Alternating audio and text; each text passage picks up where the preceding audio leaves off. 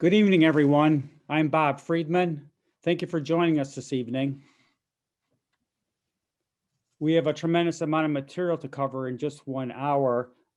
Just like to warn you all that this is not a substitute for legal advice. You should consult with your own legal counsel on what's best in your particular situation. Quite a bit has changed since our last presentation in February. We're only talking about New York law tonight. To start us off, Justin Friedman will be giving an eviction moratorium update. Good evening, everyone. Thanks for joining. We talk to landlords every day, multiple landlords every day, and everyone wants to know what's going on. Can I evict my tenant now? Can I evict my tenant quickly? Has the moratorium been extended? Is that going to prevent me from evicting my tenant? And the simple answer to all of those questions is it depends. There are a number of variables at play now that will dictate whether or not you can remove a problematic tenant. Just to touch on a couple of those variables, probably the most important one, overarching everything, is where are you trying to evict your tenant? What town or city are you in? So looking down at number 7 there, is the court accepting filing of notices of petition and petitions? That's the most important question to ask. Where are you? It's not so much as the court accepting filing of notices, because I'll tell you right now, every court will take your petition. They'll take your check to file the petition, but they might not give you a date. And I'm sorry to say, but the city of Buffalo is the most problematic as far as this goes. There's a backlog of about a year in terms of evictions that still need to be heard. So if you're looking to evict someone in the city of Buffalo, you can serve your tenant with a notice. You can send the petition into the court, but once it gets there, it's going to be waiting in a very long line. The second consideration when asking whether or not you'll be able to evict your tenant is what grounds are you evicting them? If you're evicting them for non-payment, as you'll see in a couple minutes when we talk about the CDC moratorium and the Tenant Safe Harbor Act, you're gonna run into some other problems if you're trying to evict someone for non-payment, because if the tenant is experiencing financial difficulty, and that doesn't necessarily mean that they're out of a job, it's a very low bar, and there's some very general criteria the courts will use to determine whether or not they're experiencing financial difficulty. The eviction could be thrown out. Now, if you're evicting them without cause, if this is a holdover proceeding, the eviction moratorium still applies. Again, when I say that, I'm talking about the Emergency Eviction Protection Act, which we'll get into later. But there are ways around that. So if you're evicting them without cause, if they've if their tenancy has been terminated and you've given them the proper notice, then it might be easier matter to evict them. And the second question to ask is if they're suffering financial hardship. As I've indicated before, the Safe Harbor Act and the CDC moratorium might prevent you from evicting your tenant. Now, going back to the beginning of the pandemic, the first new requirement that was instituted by administrative order was a affidavit or an affirmation needs to be submitted along with the petition, and we have examples of that right there. That's just an affirmation that either your lawyer will sign, or if you're doing it yourself, you will sign, essentially saying that you have complied with all of the regulations. And sort of a catch-all, when this came out, most of the regulations that we're talking about were not in effect. But we attach this to every petition just to affirm that we are in compliance with all of the regulations that may be in effect at a given time. Now, along with that, there is a notice that must be included with the petition that's in Spanish and in English that just indicates to the tenant that they may be eligible for an extension in the reply, and gives them a website to go to for legal assistance. So as I was mentioning before, the Tenant Safe Harbor Act, which was enacted in June of 2020, which covers the rental period of March 7th, 2020 until the present time.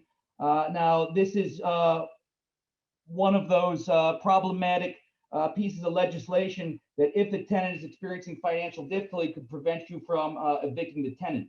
We don't know how long this is going to last. the way it was written, it says from March 7th, 2020 until all COVID restrictions are lifted.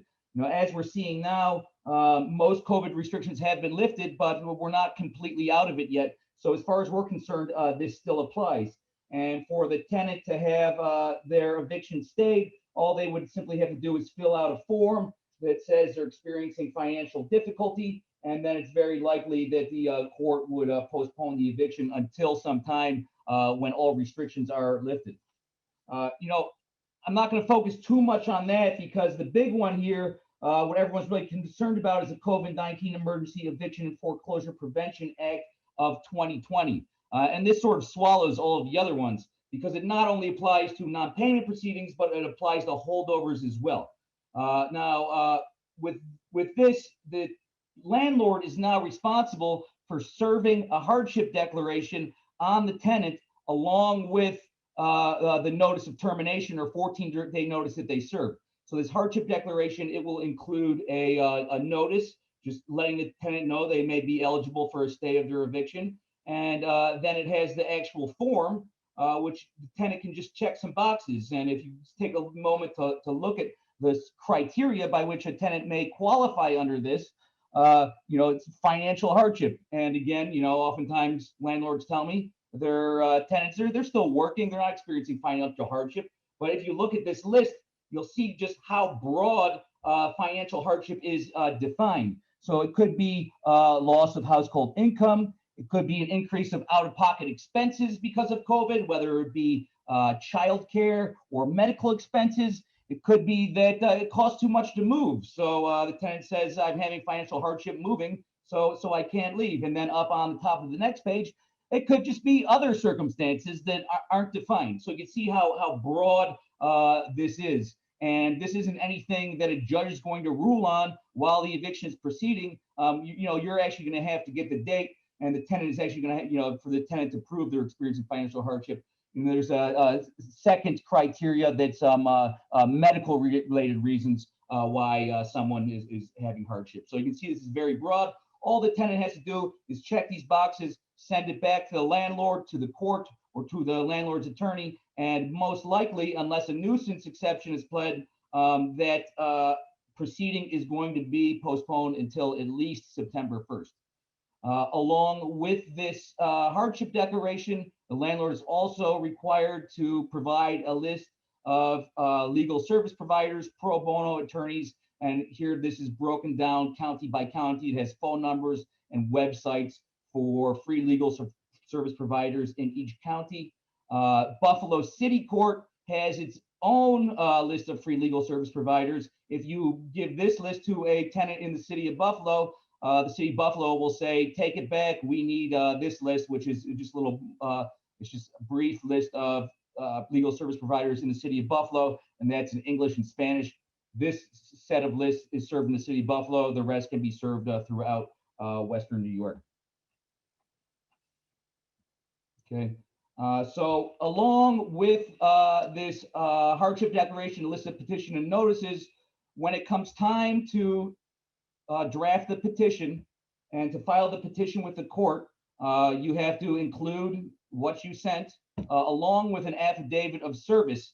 So, if you have to provide an affidavit of service of the notice as well. So included in that affidavit of service, you must have whoever is serving the hardship declaration provide an affidavit as to how the hardship declaration and the list were served. It has to be the same way as the notice is served. So either personally, or if not personally, then nailed and mailed. There has to be an affidavit provided to that effect. There also has to be an affidavit that the tenant either did not provide the hardship declaration, because if the tenant doesn't provide the hardship declaration, then theoretically the eviction procedure will not be stayed. It could be heard. So if you don't get the hardship declaration back, you provide an affidavit that says, I never received it. So the tenant is not eligible. Or if you did receive it, you can say the tenant is still not eligible because the nuisance exception applies. So written into the Emergency Eviction Protection Act is some language about nuisance. So if you wanted to claim that the tenant is engaging in nuisance behavior, you would put that in a petition as well, and then also provide an affidavit. And the criteria for nuisance, it's not just that they're playing loud music or they're not paying. I mean, that sounds like a nuisance, but nuisance is defined as substantially infringing, upon the use and enjoyment of the property of other occupants, or perhaps the landlord is living there well, or causing a substantial safety or health hazard. So we have had some success in alleging nuisance. Depending on the judge, they might find nuisance. In Niagara Falls, we had a tenant that there was garbage all over the front lawn and back lawn and porch. That was pretty much all we could drum up as far as nuisance, but we sent in pictures. The judge said, well, this looks like a nuisance to me. The neighbors are complaining. We had a warrant signed in that case. Some judges will require there really to be a substantial safety or health hazard, and you'll have to prove that. The court is not going to initial a default judgment, even if the tenant doesn't show up. The landlord or witnesses will have to take the stand and provide testimony as to the extent of the nuisance. So if the judge does grant the warrant, there's new requirements for warrants now as well. So the warrant is going to have to contain that same language that the affidavits contain, that either the tenant hasn't submitted the hardship declaration or that the nuisance exception applies. So most cases, the sheriff will not serve the warrant unless that information is contained in the warrant. And some courts aren't even up to speed on this. I've had warrants returned for me by the sheriff because they went to the court to pick it up, and the court's own warrant didn't contain this language. So you should be prepared with your own warrant if you get a hearing to make sure that that language is included to ensure that the sheriff will serve the warrant.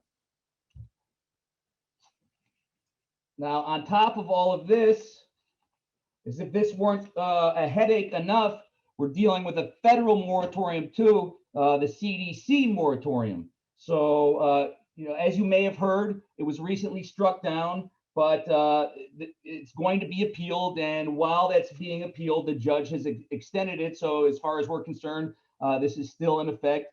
And again, this only applies to tenants facing financial difficulty.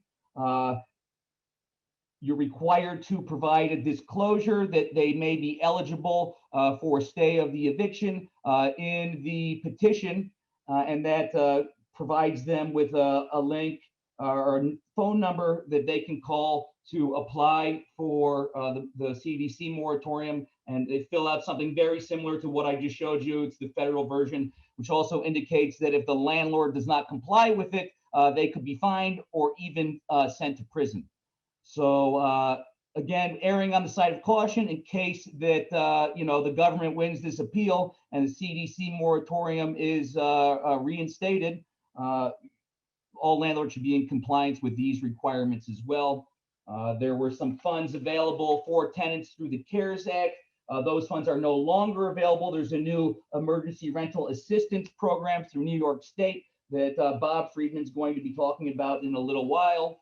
But just one last note. I know this is all very frustrating. I talked to a number of landlords who want to take matters into their own hands and either shut off utilities or lock the tenant out or just make their life so miserable that they move out. And I just can't stress enough that even if you are eating the utility bill, you can't turn off essential utilities on your tenants. You can't lock them out. Otherwise, you can be subject to civil and criminal penalties. It is now a misdemeanor to take the law into your own hands and lock a tenant out. So I'd just like to end on that note. Try to stick with this. Do not take the law into your own hands, and give us a call. See if we can help you out with this and try to expedite it and make your life a little easier. And I'll turn it over to Bob Friedman now, who will talk about recovering owed rents as well as a number of other subjects. Thank you. If you have any questions, we welcome your questions. We can answer them at the end of the presentation at 8 p.m. If you'd like to post your questions, or if feel free to email us also. So New York rent relief is finally brought online. Many people have been waiting for that. It was funded by federal legislation, and I have the website here for the Emergency Rental Assistance Program. Finally, originally it was supposed to be up on March 1st, and it's going to be up June 1st, 2021, first come, first served basis. So check out the website for the rent relief. Eligibility is going to be based on income levels that are specified there, income levels of the tenants. Landlords can initiate the rent relief application, but the tenant still has to sign the application also and provide financial information.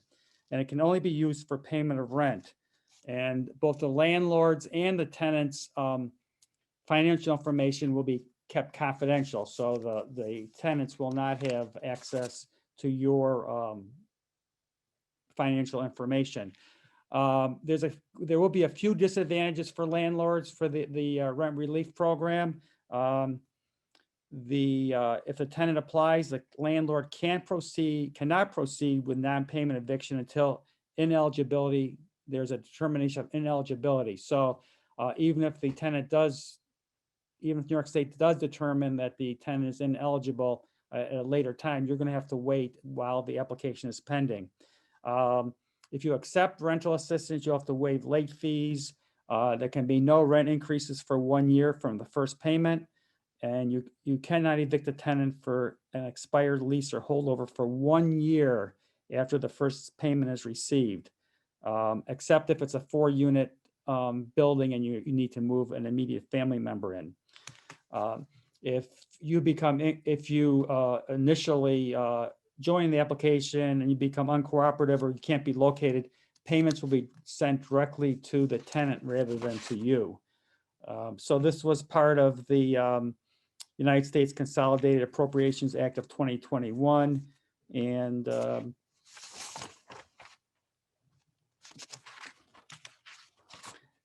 as far as the eligibility for the tenants, check out the website.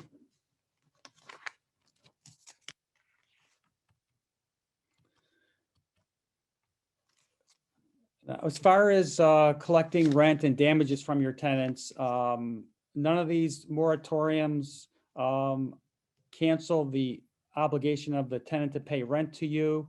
You can still proceed to sue tenants for non-payment of rent regardless of any eviction moratoriums. For one thing, as far as collecting damages to your units, keep in mind, and I've always recommended it, but now it's required to have move-in, move-out checklists. First off, when the before the tenant moves into the unit, you must give them an opportunity to inspect the apartment, and the tenants have the right to let you know what has to be repaired before they move in. Also, when the tenants move out, there's you must give tenants 48 hours notice of an inspection 1 to 2 weeks before they move out, and at which time you will list all damages and give them an opportunity to repair any of the damages. If you fail to do that, landlord can be sued for actual damages plus twice the security deposit amount. Also, it's important to keep in mind that now under the 2019 Tenant Protection Act, you must return the tenant's security deposit to them within 14 days of the end of the lease term or when they vacate the apartment. And if you fail to do that, if you fail to either return the deposit or notify them of deductions, then the tenant is entitled to the return of their entire security deposit.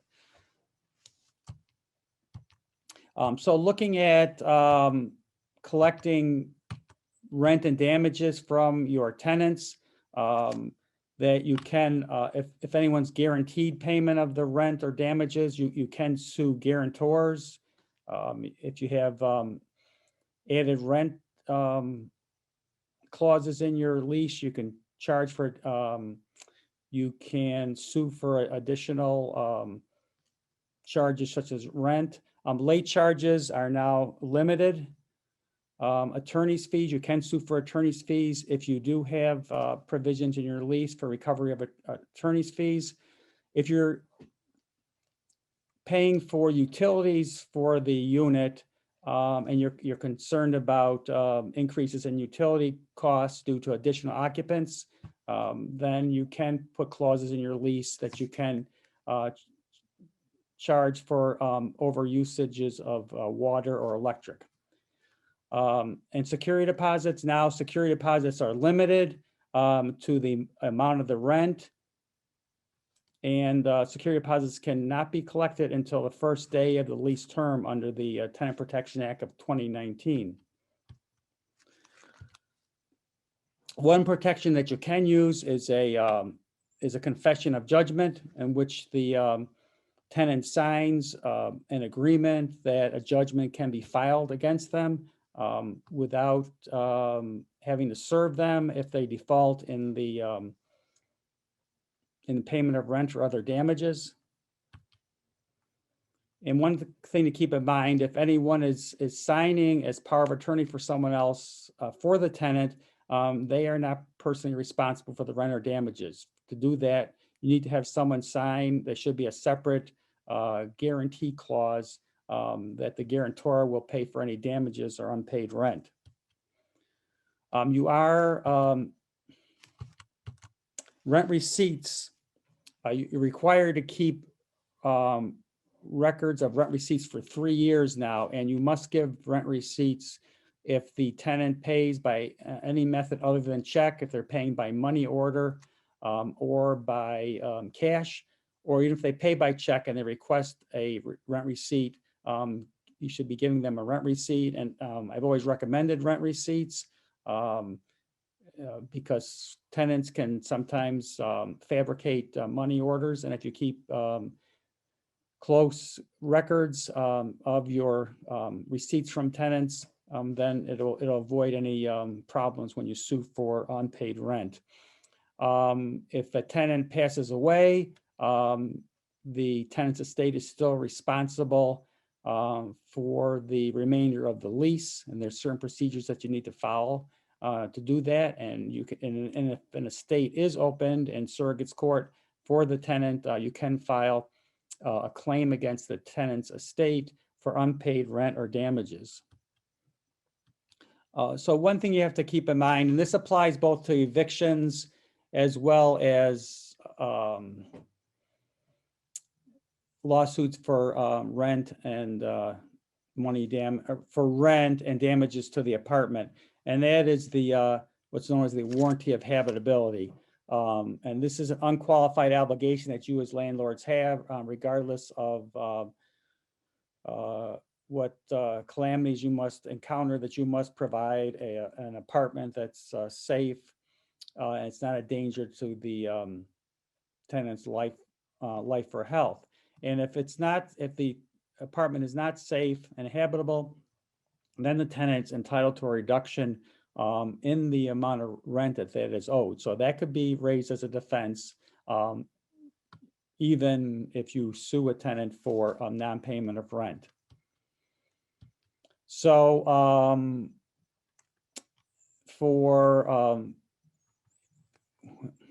as Justin said, that we're not doing many evictions based on non-payment of rent, mostly for holdover. But as far as getting a judgment against a tenant through an eviction proceeding, that is possible. And whether or not you'll get a judgment against them will depend on whether or not they've been personally served.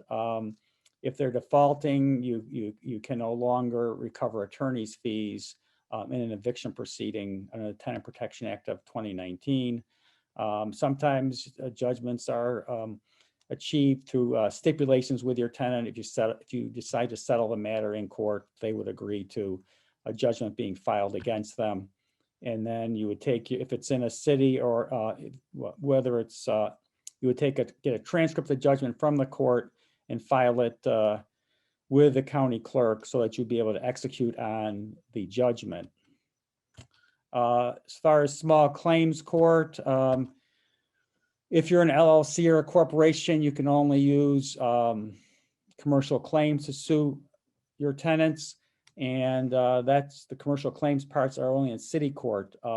City courts have jurisdiction up to $5,000 and $5,000, and you can city courts have jurisdiction over any defendant that lives within that particular county. Your town and village courts only have jurisdiction up to $3,000. So if you're going to go the small claims route, you'll be limited to those amounts. And of course, for most landlords not being paid rent for the past 14 months or so, those months are going to be quite a bit higher. So you may have to use the regular city court, which is up to 16,000, or Supreme or county courts, which would be unlimited amounts, but you're incurring additional filing fees to begin with, and most likely will need to incur legal fees as well. So those are the factors that you have to consider. And also, as far as the collectability of your judgments. So most judgments are not collected. So that's what you have to take into consideration on whether you're going to, how much you want to spend on obtaining a judgment, because obtaining a judgment may be the easy part. The hard part may be collecting. You may have to do skip tracing. You know, one valuable piece of information is on their rental application, if they filled out a tenant application, as far as possibly family members or other addresses where you might be able to find them.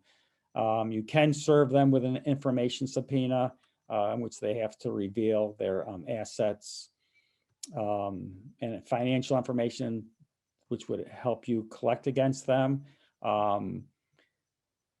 Theoretically, not responding to the information subpoena is contempt of court, but I've never seen anyone put in jail for that. Sometimes that's futile to do it that way.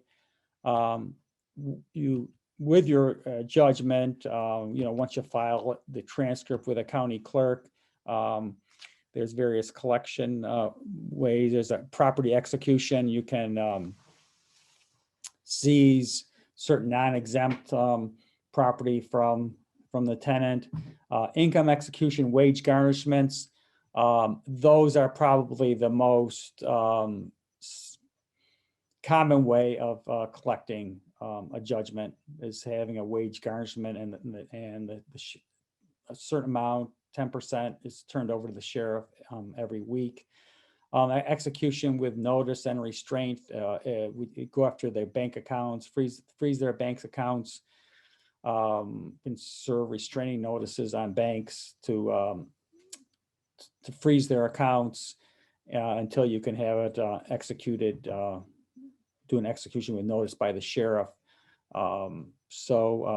These all can be rather cumbersome and expensive ways to pursue collecting the judgment.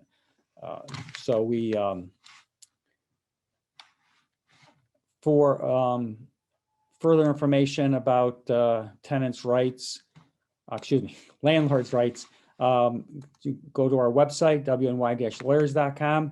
And at this time, I'd like to introduce Russ Gullo, and I'll let him share his screen.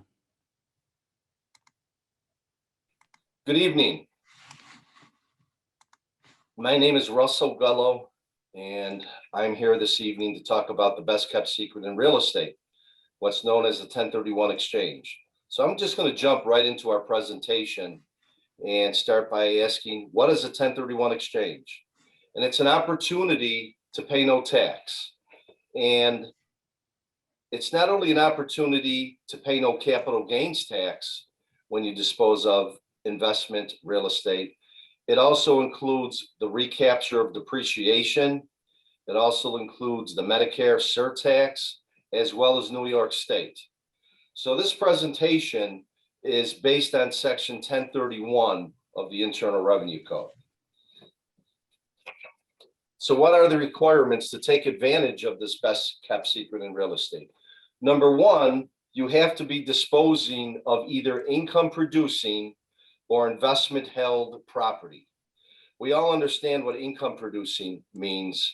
Investment held, as an example, would be a raw piece of land that you're holding in the eyes of the IRS as future value without charging rents or making available for rents. The second criteria is when you're disposing of either income producing or investment held property, you have to want to reinvest back into other either income producing or investment held property. So by doing so, by reinvesting back, you have to reinvest back into what's known as like-kind property. So most people are not under the right impression as far as what's meant by like-kind. Like-kind in layman's terms means that you're disposing of any income producing or investment held property, and you're acquiring any other income producing or investment held property. Okay. It refers to the character or nature of a property rather than the quality or grade, which means nothing to most people. But the thing to take away is that if you're disposing of income producing or investment held property, you have to want to invest in income producing or investment held property. Now, some examples of the following would be, maybe you decide that, yeah, I'd like to sell a piece of land that I've owned for a number of years. Well, you don't necessarily have to buy another piece of land. You could buy an apartment building, which is income producing. You can dispose of an office building and possibly buy a plaza. You might have a single family rental. I'm not referring to your primary or a secondary residence. I'm referring to a single family that you make available for rental. And you heard so many good things about self-storage that you may decide, yeah, I'd like to invest back into a self-storage facility. Or you might have a portfolio of duplexes or doubles that might be scattered across Western New York. And you may decide, you know what, I'm at the point in my career where I no longer want to be actively involved in the management. And what I'd like to do is acquire a co-ownership, a passive form of real estate, which is also deemed of a like kind. Or you may decide that, you know, I have this mixed use property. It's located on Hurdle Avenue. I've owned it for years, and I want to buy possibly down in Tampa or, you know, somewhere in Florida. And I want to buy maybe a condo that I need to make available for rental for at least the first couple of years of ownership. Those are all properties deemed of a like kind. So what are the tax advantages of a 1031 exchange? You know, in a lot of cases, depending on how long you've owned the assets, someone that is fully depreciated with an income producing property may find themselves owning a third to Uncle Sam in the form of taxation, a third of the selling price. So if someone were to be selling for $100,000, they may find themselves owning as much as $30,000 in taxation.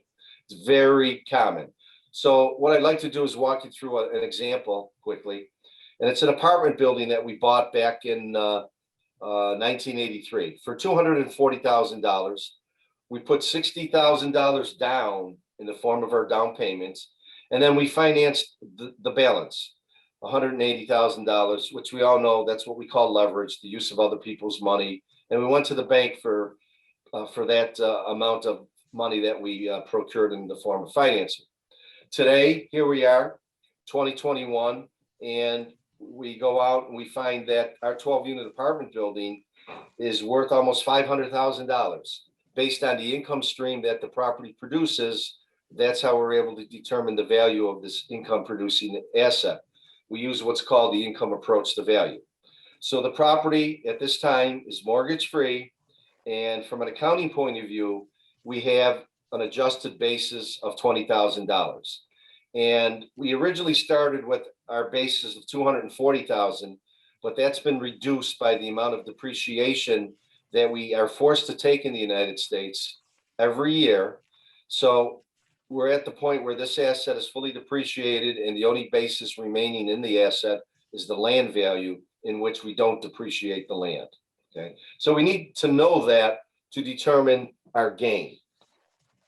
So if you look on the next slide, sale versus a 1031 exchange, you'll see that we actually paid $240,000 for this asset. We depreciated $220,000 of depreciation, which is a paper loss. It's a bookkeeping entry that we are forced to take in the United States. It's not optional. And that is used to determine our gain. So if you look at our original basis of 240, we back out our depreciation, leaving us an adjusted basis of 20. And if we sell this asset today for 493,000, okay, we have an adjusted basis of 20. The difference is our gain. And our gain is made up, as I mentioned, of a capital gain, long-term capital gain because we've owned the asset for longer than a year, the recapture of depreciation, Medicare surtax that most people aren't even aware of, and New York state tax. So at the end of the day, if we were to sell this asset for $473,000, our total tax liability, okay, our total tax liability is $166,000 and change. So if you go down to the bottom line, we would walk away if we had a selling price of $493 and we had to pay tax of $166 and change, we'd walk away with $326,000 that we put in HIP National Bank. That's if we did a transaction in which we treat it as a sale. Okay, so we're turning over $166,000 to Uncle Sam in the form of different taxations that we are exposed to. Now, in our same example, if we decide that, hey, we'd like to take advantage of this best kept secret in real estate, and we heard that a 1031 allows us to pay no tax, well, we would have a savings of $166,000. So same selling price, same buyer, same contract to sales. We would dispose for $493,000. There's no mortgage, there's no tax. So we would have the difference, the 493 to reinvest back into other real estate deemed of a like kind. Okay, so that's a huge benefit for someone to get involved in this best kept secret in real estate. So now that you know the tax advantage of a 1031 exchange, let's just walk through the steps of how it works. So you are the seller. You own an income producing or an investment held property. You need a buyer, just like you would a transaction treated as a sale. You would list your property with a real estate professional. And at that point, once there's a meeting of the minds, you have an executed contract between you as the seller and the buyer. At that point, you bring into the process what's called as a qualified intermediary. Okay, and that's what one of the services that the R.J. Gullo Companies provides. We've been doing this nationally for the last 40 plus years, and we handle transactions all over the United States. So the qualified intermediary is brought into the transaction. It is a requirement under the Treasury regulations in order to have a successful 1031 exchange. Anytime doing a deferred exchange, the qualified intermediary is necessary, and it's also a safe harbor. So the qualified intermediary steps into the transaction prior to any time before closing of the sale.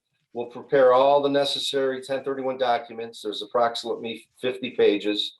There will be an assignment of the contract rights from the seller to the qualified intermediary.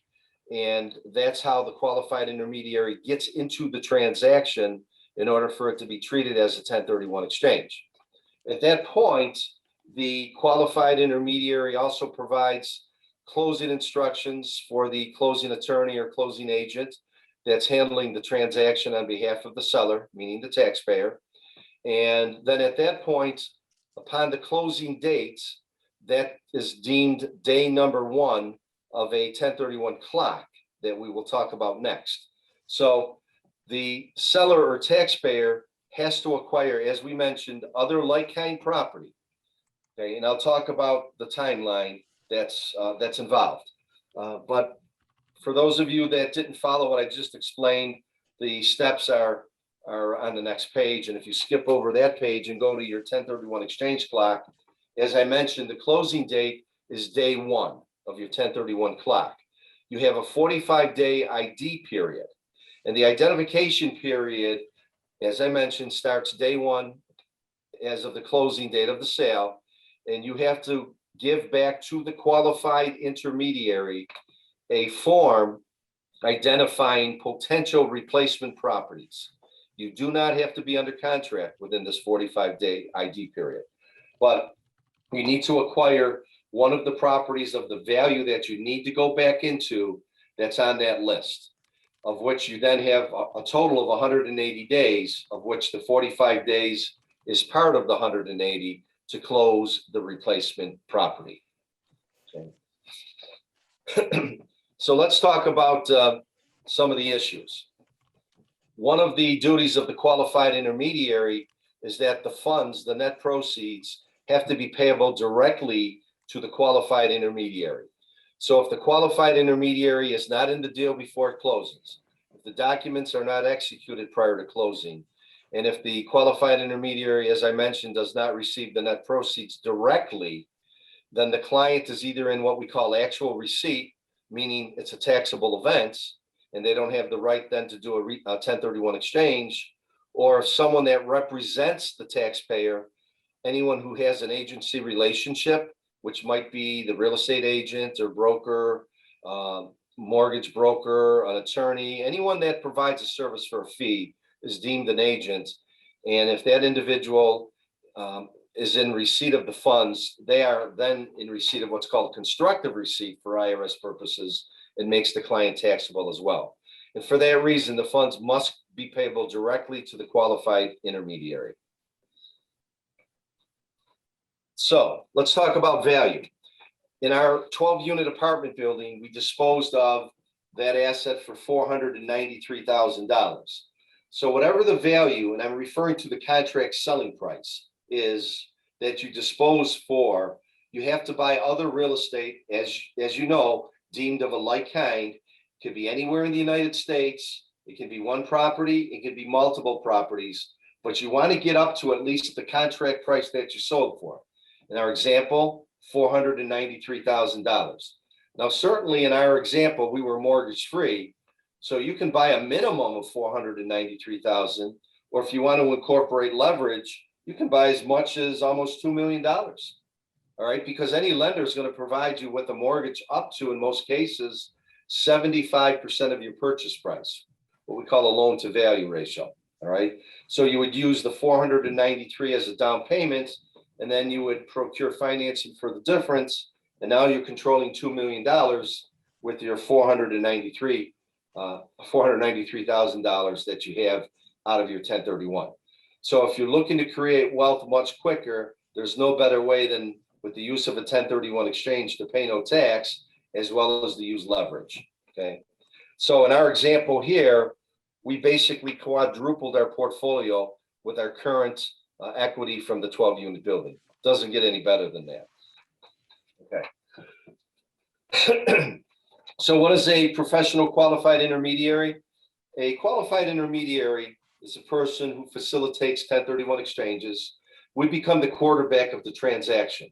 We're trained in many different disciplines, such as negotiations, contract law, taxation, investment analysis, escrow procedures, and also real estate practices. For that reason, you'll see very few qualified intermediaries in the country.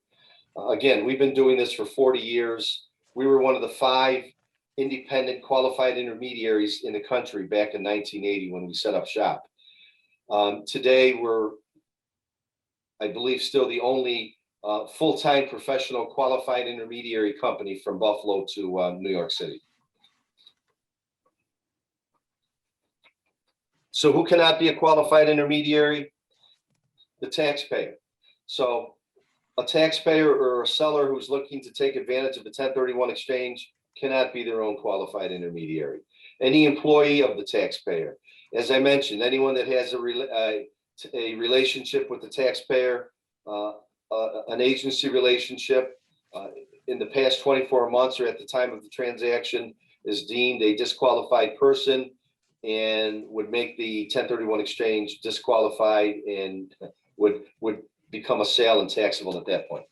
So you need to know, who your qualified intermediary is, their experience, how long they've been in business, things of that nature. Okay. So some of the things that would disqualify someone as being a qualified intermediary, as I mentioned, you may have, for example, an attorney that's handled other things for you in the past, like a ticket, traffic ticket. So they have an agency relationship with you. They're deemed a disqualified person. Your accountants, your CPA, your tax preparer, your real estate broker. Those are all agents of yours that cannot be a qualified intermediary. So even though they can't be a qualified intermediary, say that 3 times in a row, you need to go to someone that's a true professional, that's tested, that's been in the business, and that has a track record. You're not going to go to someone that's going to use you as a guinea pig because they're telling you that they'll charge a fee that's half of anyone else that they see. Because today, with the use of the internet, people are setting up services as a qualified intermediary without having any prior experience, and they're just cutting their fees just to get business, and that's not something that you want to play games with as far as what your tax liability is. Okay, so on that note, the type of an exchange that we just talked about is what's known as a deferred exchange or delayed exchange, and the reason being is because you have the opportunity of closing on the sale today, and as I mentioned, you have a max of 180 days to close the replacements, again known as a deferred exchange. So that's very basic, but we can get very creative here, more advanced type of 1031 exchanges. And I'm going to just throw out the ideas of the different types to you. And if any of these types of 1031 exchanges are of interest to you, I would just tell you to call our office at any time, which is area code 716-675-1500. Or you can just go to our website, which is rjgullo.com. And we would be more than happy to address any of your questions. And you can also take a look at the different services under the RJ Gullo Company's umbrella. So the second type of an exchange is what we call an improvement exchange. And that's an opportunity when you're looking to buy your replacement property, to buy a replacement property that might be in need of rehab, so that you're paying a price for the acquisition using part of the funds that are being held by the qualified intermediary and the balance of the funds to make improvements to that asset. So everything remains the same. You'd have the same 180-day window to add those improvements, but you would get not only the credit for the acquisition price, but also the improvements that are being added within the exchange period. In addition, you have the opportunity, if you're looking to buy a piece of land, you can also add the improvements to that land, what we call a build-to-suit exchange, which again allows you to buy the land, use the balance of the funds that are being held by the qualified intermediary to add the improvements, all within that same 180-day window. But the wake-up item here is you don't necessarily have to be completed with the full development. You only have to be up to the value that you came out of in the relinquished property. Okay. Now, in a lot of cases, people might buy the replacement property before they even put the relinquished property on the market. That is available, where you can buy the replacement and then you have 6 months to dispose of the relinquished property. But again, you can never own both relinquished and replacement simultaneously. In all these examples that I'm giving you right now, there's also not only a need for a qualified intermediary, but also an additional need for what's called an exchange accommodation title holder to take title to these assets while these improvements are being made, or while the replacement property is being held by the what's known as the EAT, the exchange accommodation title holder, until such time that the taxpayer disposes of the relinquished property. And, another form of a reverse exchange is what we call a parking exchange, and that allows you again to buy the replacement before you dispose of the relinquished. Keep in mind, for both of these examples, you can never own both properties as the taxpayer simultaneously if you want it to be treated as a 1031 exchange. We also have the option, if you want to dispose of a piece of real estate, part of it as a 1031 exchange, and part of it where you hold a mortgage for the buyer of your relinquished property. We can do that. That does qualify. You also have the opportunity to do a partial exchange. So for those of you that do not want to reinvest all of your net proceeds from your disposition of your relinquished property, you can take some of the funds in which you would be taxable on and then reinvest the balance into a like-kind property. And lastly, for those of you that no longer want to be involved actively in real estate, we are responsible for the day-to-day management of the asset. Our government has given us the ability to do a couple of different types of co-ownership deals. One that's called the DST, known as the Delaware Statutory Trust. Another one called a TIC, a tenant in common arrangement, in which a group is put together to acquire a replacement property, which is managed by the sponsor, and the sponsor finds the replacement property, does all the due diligence, and then in most cases stays in the transaction as a principal in the deal, is responsible for the management of it, as well as the other co-owners who are not responsible for any of the day-to-day, but just receive all of the benefits of ownership.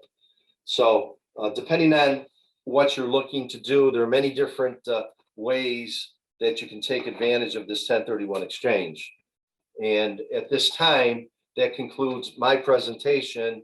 And I just want to mention, for those of you that are interested in a potential 1031, we're more than happy to provide a free 1031 consultation, or if you're interested in real estate investment through the RJ Gullo companies, again, you can go to our website, which is rjgullo.com, and you'll see all of our services. I want to thank you for participating in this presentation this evening.